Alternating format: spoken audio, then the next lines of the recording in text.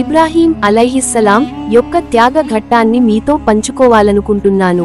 ఇబ్రాహీం అలైహిస్సలాం వారికి చాలా కాలం తర్వాత తన ఏకైక కుమారుడు ఇస్మాయిల్ అలైహిస్సలాం పుట్టాడు. ఇబ్రాహీం అలైహిస్సలాం సంతానం కోసం ఆత్మార్పణంగా ప్రార్థనలు చేసి చివరకు అల్లాహ్ పట్ల విశ్వాసంతో ఎదురుచూశాడు. 86 ఏళ్ల వయసులో ఇబ్రాహీం అలైహిస్సలాం కు అల్లాహ్ జిబ్రీల్ అలైహిస్సలాం సందేశం పంపారు, కుమారుడు పుడతాడు అని. కొన్ని రోజులకి ఇస్మాయిల్ అలైహిస్సలాం పుట్టాడు. ఇబ్రాహీం అలైహిస్సలాం కి తన కుమారుడు అంటే ఎంతో ఇష్టం. ఒక రోజు ఇబ్రాహీం అలైహిస్సలాం కలలో ఇస్మాయిల్ అలైహిస్సలాం ను అల్లాహ్ మార్గంలో బలి ఇస్తున్నట్లు చూశాడు.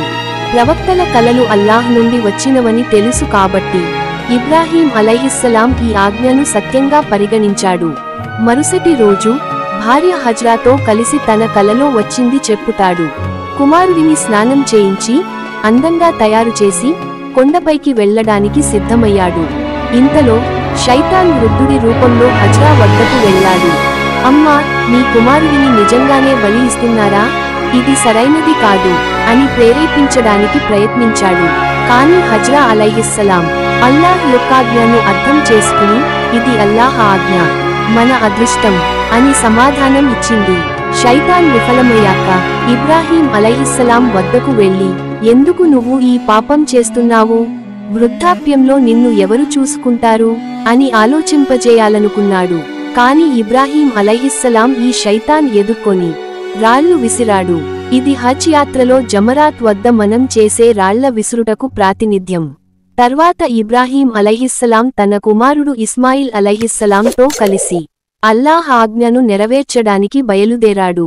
ఇస్మాయిల్ అలైహిస్సలాం తండ్రిని ధైర్యంగా, మీరు నన్ను ఇలా చూస్తూ త్యాగం చేయకండి, మీ కళ్ళకి గంతలు కట్టుకోండి, లేకుంటే నన్ను మీరు అలా చూడలేరు అని అన్నాడు. ఇబ్రాహీం అలైహిస్సలాం తన కుమారుని చేతులు, కాళ్ళు కట్టాడు. కత్తిని మెడపై ఉంచి బలంగా నరికాడు.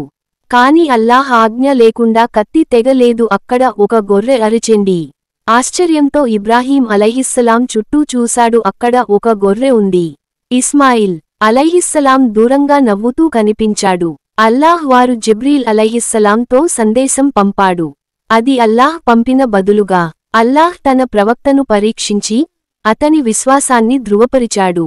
ఆ రోజు నుండి ఈ త్యాగం స్మరణార్థంగా ముస్లింలు ప్రతి సంవత్సరం ఈద్ అల్ అధా జరుపుకుంటారు.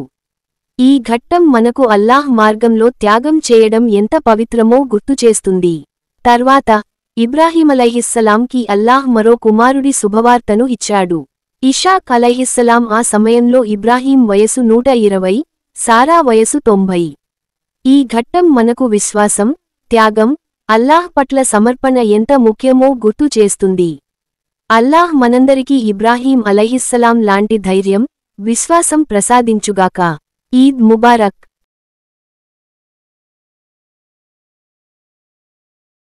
మీకు ఇలాంటి ఇస్లామిక్ వీడియోలు తెలుగులో కావాలంటే మా ఛానల్ని సబ్స్క్రైబ్ చేసుకోండి, లైక్, షేర్ చేయండి. ఇంకా ఎలాంటి వీడియోలు కావాలో కామెంట్లో రాయండి.